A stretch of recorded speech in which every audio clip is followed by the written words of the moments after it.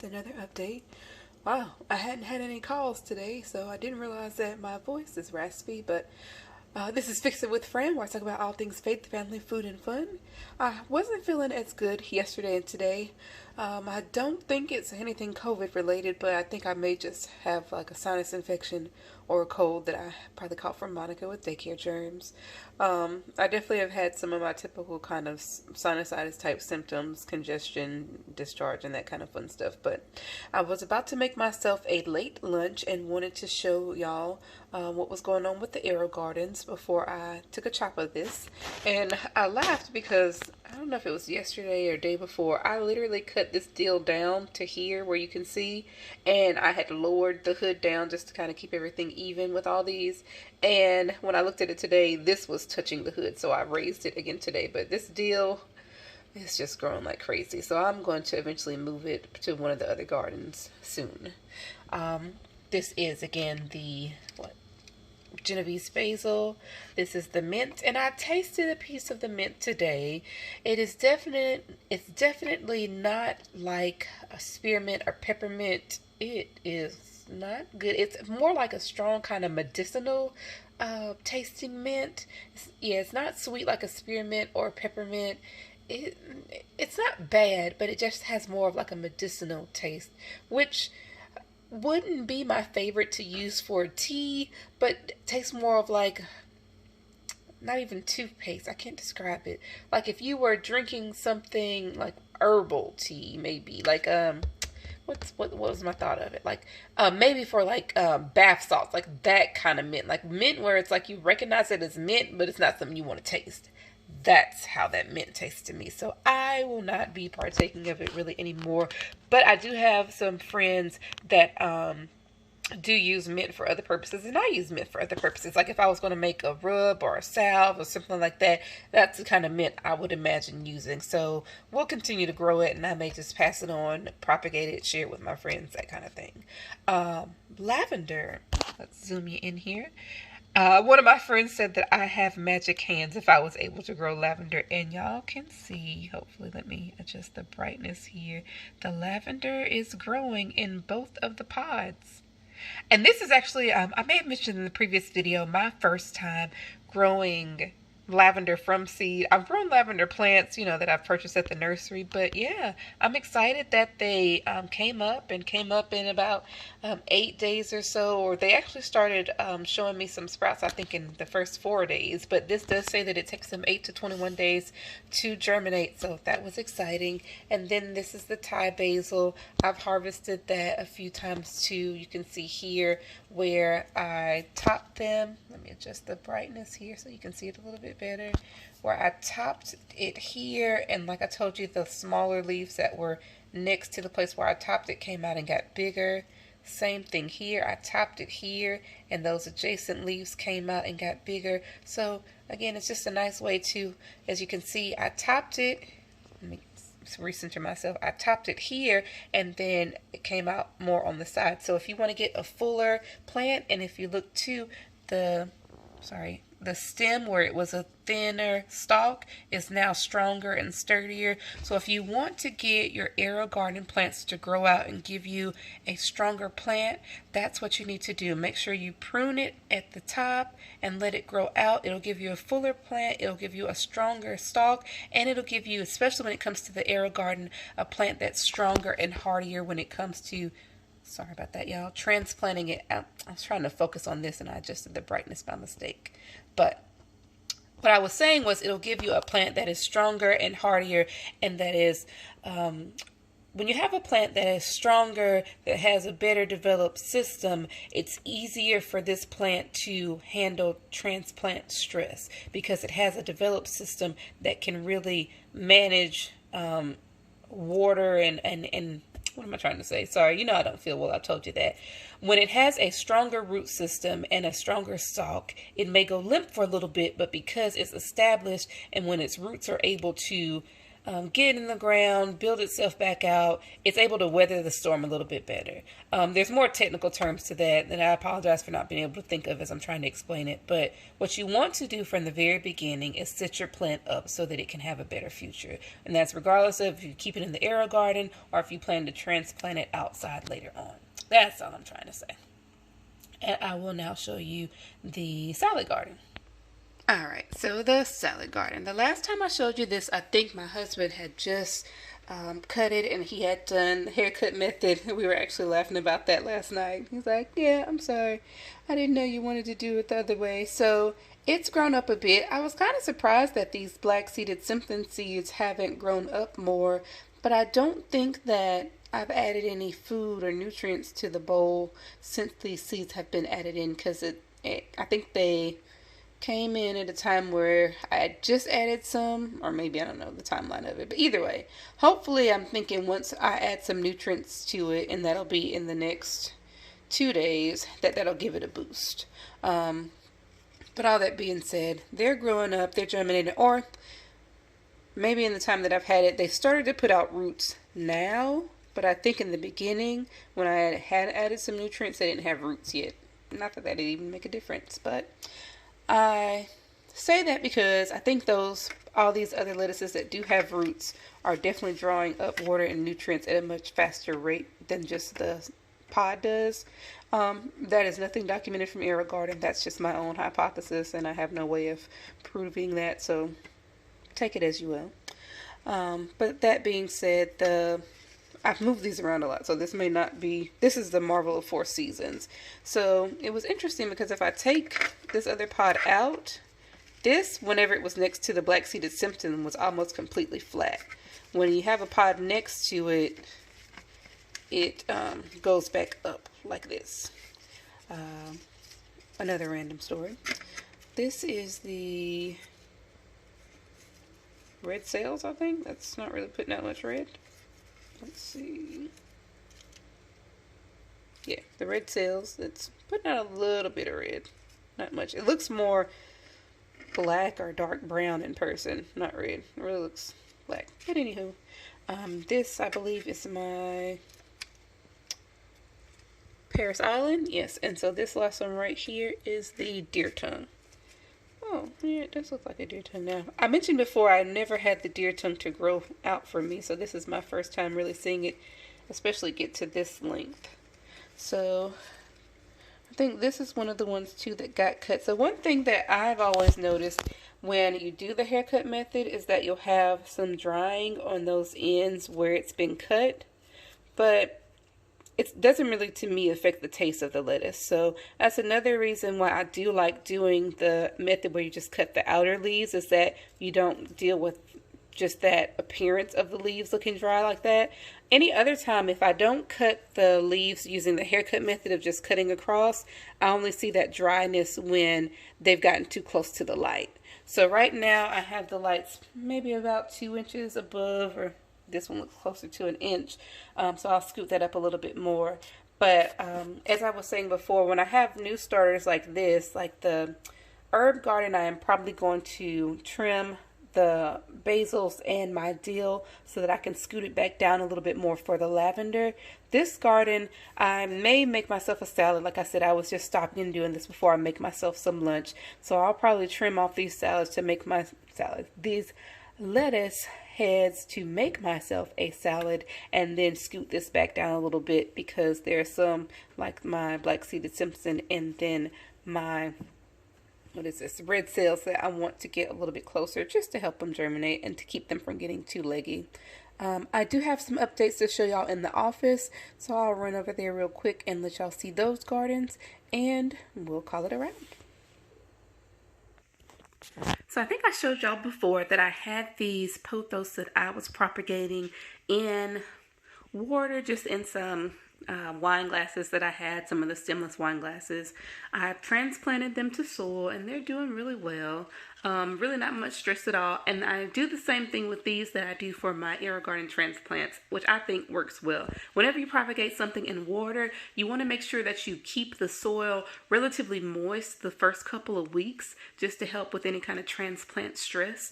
And again, it's coming from a fully water environment, so you want to make sure that they're able to adjust so that the roots don't go into shock.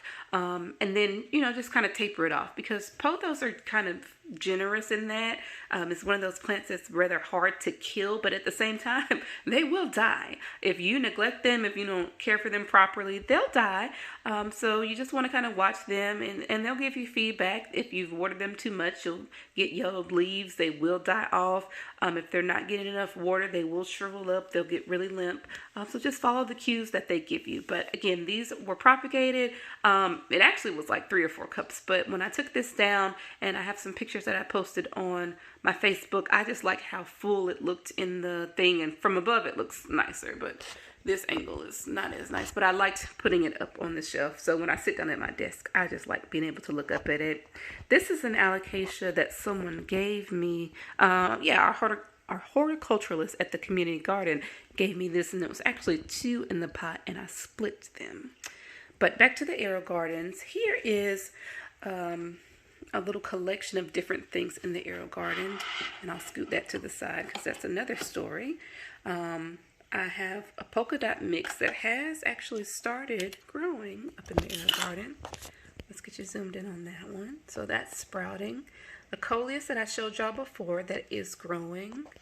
A petunia that I don't think it's germinated yet. I'm going to put the lid back on this polka dot for now till I see some better starter leaves. And this red sales, it's not actually a red sales. It's I think a romaine lettuce that I got from someone, and I put in the garden just to see. It's always an experiment when you transplant a plant that was growing in soil into the AeroGarden. And in some of the AeroGarden groups, you'll hear people say it's gonna die because it's been growing too long. But I told y'all, I'm just one of those persons that likes to see what'll happen. Like, I am open to experimentation. I feel like I don't have that much to lose, and if nothing else, I have more seeds to try with. And I feel like nothing beats a failure but a try. I truly do believe that. So this one I've been checking on, and I had a couple that I put in here, and I'll tell y'all, they died. The leaves went limp. I checked the roots and they were slimy. But this one, this is how you'll know if you have a good transplant. They give you these nice, bright, white roots. So this one was successful. Also, one thing you will want to do is that you can see here where I did it. I cut off some of the old leaves, or the old lettuce leaves, because another thing about transplanting is that to help minimize transplant stress, you'll often want to cut off some of the leaves, because these leaves draw moisture from the roots. You make your plant do a lot more work when you keep a lot of leaves on the plant. And your inclination is to keep the leaves. Why? Because it makes the plant look nice. It makes the plant look pretty. It makes the plant look full. But you almost set the plant up to fail when you do that. So as much as it hurts, cut those leaves off so that you give your plant a better chance of transplanting and surviving. So when I put this in here, it only had a few leaves left, but as you can see, it grew up, it transferred into this water environment well, and it's put me out a lot of new leaves. So at least this one was successful, even though the other ones weren't. And then there's another coleus coming in the back that's actually starting to give me some color. Let's see if I can get y'all a good look at that. Yeah, it's starting to put out some pink for me. The fun thing I've noticed about these AeroGarden coleus is that they're mixed kind of in a bag in some of these box blends, so you don't know if you're going to get the like King Kong coleus, or if you're going to get the burgundy coleus, or if you're going to get the ones that are kind of that watermelon look coleus. You just don't know. So as you can see now, I accidentally panned out before I intended to because I was looking at the garden and not at my phone. I have some sweet potatoes that are growing. I think, and these were given to me by one of my plant pals here in Louisiana. His name is Jordan. He has a channel here on YouTube as well, and he's one of my new subscribers. So I wanted to give him a shout out. And what I did was when I got these, and this was completely a surprise. I just asked for whatever he had left over, told him I could take them all if no one else came. And when I opened up the bag, these were in here. Now, a lot of them didn't have roots. And he asked me, are you going to do slips or are you going to do the whole potato? I've done them both ways, but for now, I was just sticking some of them in these little dishes that some of these were gifts that we got after the wedding. Some of are after our wedding. Some of them were ones that my husband actually gave me because in the beginning, I was really into making creme brulee. And we're keto now, so nobody's doing that. At least not until I find a good recipe. But I say all that to say, I'm starting these because I do love to put sweet potato vines in my container gardens. But I also want to grow some of these out at the community garden. So I mentioned to you all before that I do use the lights around my AeroGarden to help germinate and grow and propagate different plants. So this was just a random thought that I had once I got these, and he giving me a shout out on Facebook and asked if I wanted some potatoes, and I said sure. And then when I got them, I was in here doing work and I thought just put them in front of the garden. But let me show you guys. Now this one hasn't given me any roots yet. Normally I do the whole glass setup and sit them in the containers, but because some of these were big enough to fit just in these jars, I did that. This is the one. And look, when I got this from Jordan, these had no roots on this one. And I notice that this one has already given me some roots. And I think this is a mix of Louisiana sweet potatoes and Georgia sweet potatoes. So here we have some Tradescantia. Am I saying that right? Tradescantia? Because I said it before and I butchered it. And I had to look it up because I felt like I butchered it and I knew that it was wrong. But yes, some Tradescantia vines. And I showed y'all some before and told y'all that they were green, but they would start to purple up. And they definitely are. In this light, it kind of looks like they're still more green, but they definitely are getting to be more purple. But my video is just not capturing that as well. But as I mentioned, between the light in the window and the light from the AeroGardens, they're getting a more deep purple color, and that'll continue to happen as they're growing. So the other thing I wanted to show y'all is that I mentioned I was going to be setting up these gardens and that they would have the seed starter trays in them. So in this tray, I do a system of setting everything up with my dry erase marker. So in the past, I've used a permanent marker, and I found that you can get that off with just like Windex or kind of like an alcohol-based cleanser. But this time I decided to try using dry erase marker. I also did that trick where if you write with the permanent marker, you can write over it with a dry erase marker, and that will take it off. But for me, that's easier than trying to use some of the charts and things like that. So that's a tip. But I planted these with the plan of transferring them to my outdoor garden or the community garden once we're planting out in the spring.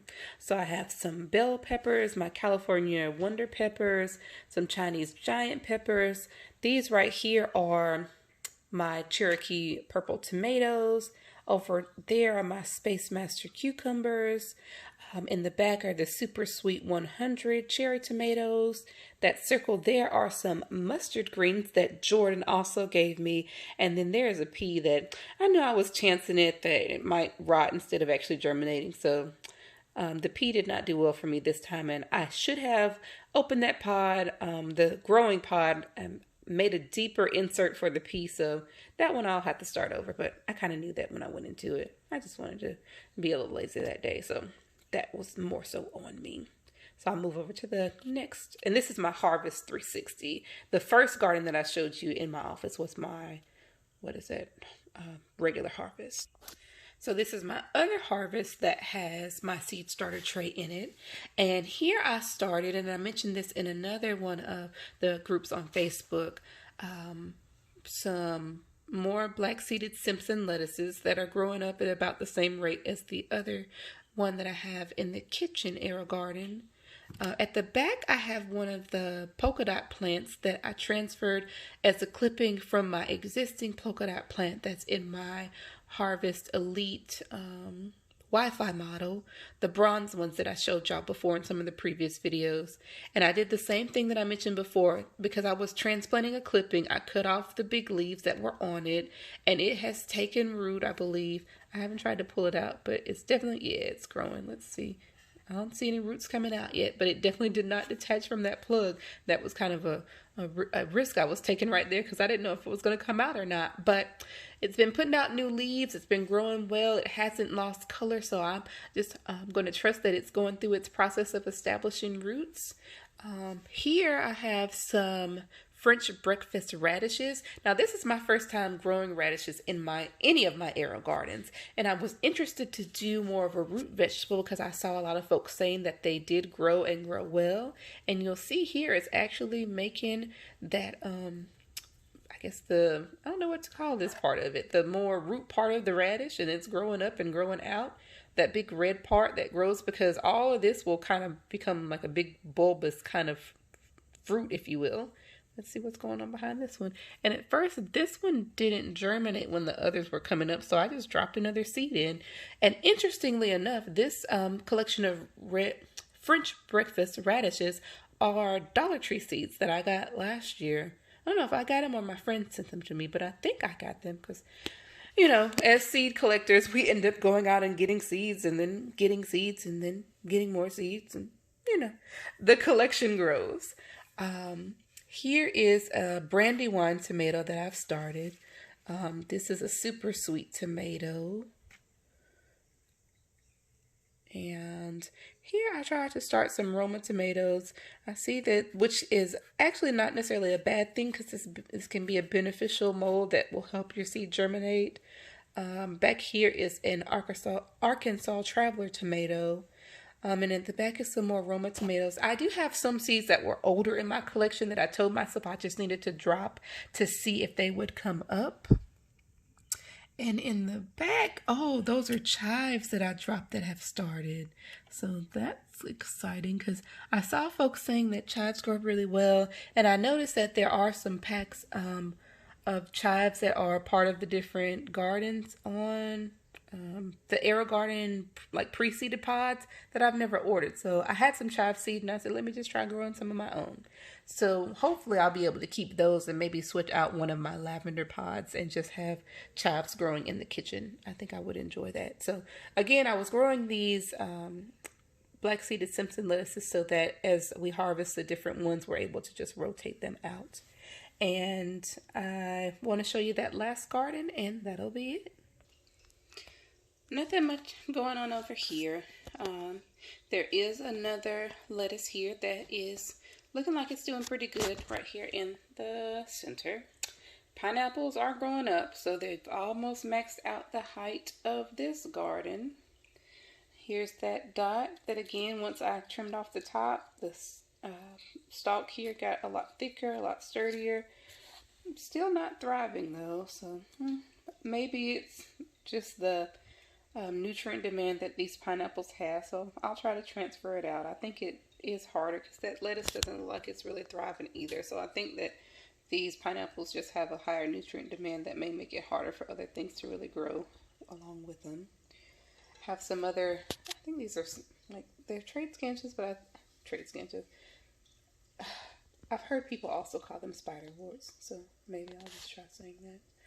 But I propagated in water. They've been transplanted to soil, so they're still doing well. I put them back in here because they do get that nice silvery color when they're under the lights and getting bright sunlight in general. So I liked keeping them in here for that reason. And then these other white jade pineapples are still growing well too. Excuse me. Wanted to push through and get this video done just to give y'all an update this week. I am going to go get myself some tea and take a rest.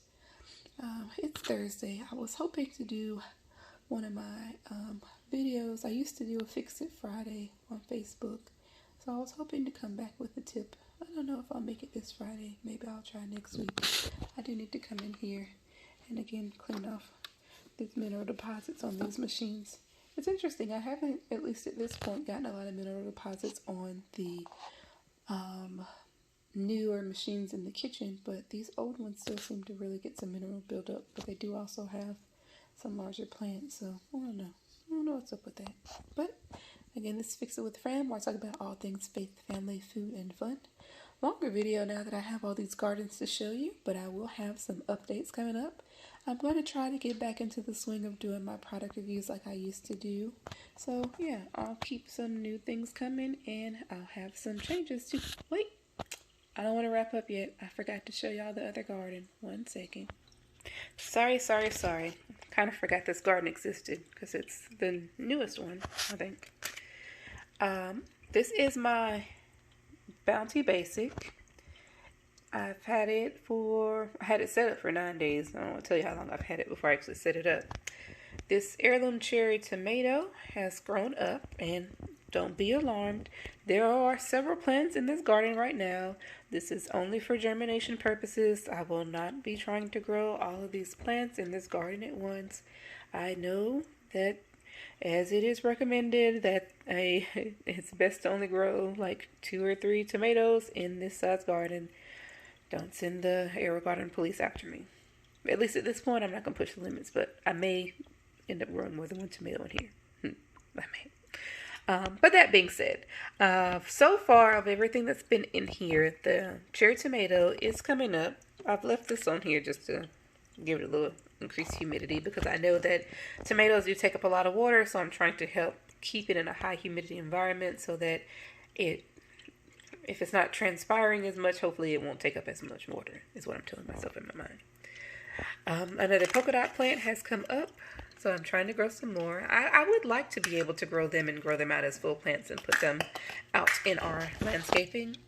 This coleus has germinated as well. Let's see if I can make it bright enough for you to see it. Yeah, there it is. And let's see. The fairy tale eggplant looks like it's pushing up a little leaf there. Yeah, it is trying to push something up. And hopefully that beneficial mold is not going to hinder it. Hopefully that is in fact beneficial mold. This coleus here looks like it's not even a seed in the pod. It looks just like it's a big mess of algae and nothing else. Let's try to look at it from the side. Yeah, that may be a defunct pod that I'll have to write AeroGarden about. We'll make a note of that and monitor that situation. And the petunias generally just take longer. So I have learned with the petunias to definitely just be patient. But the thing about the petunias is if you are patient, it is definitely worth the wait. So we have coleus going. I don't think the eggplant at the back is not doing anything. It's just, did I speak too soon? No, it's just a seed. Let's see if I can brighten it for you to see. Yeah, it's just a seed. They're chilling. So that's the update there. You have now seen all of the gardens, and I have noticed one last thing, that this dragon fruit is loving the light from the AeroGarden, and that growth has gone way up. So we'll keep monitoring that situation, but I am now going to go rest my voice and myself and get back to work after I finish my lunch. This is Fix It with Fran, where I talk about all things faith, family, food, and fun. Thank you for watching. As always, if you have tips or any comments for me, please do leave them down below. And if you have any questions or suggestions, please let me know. I appreciate it. Let's grow together. Thanks for watching.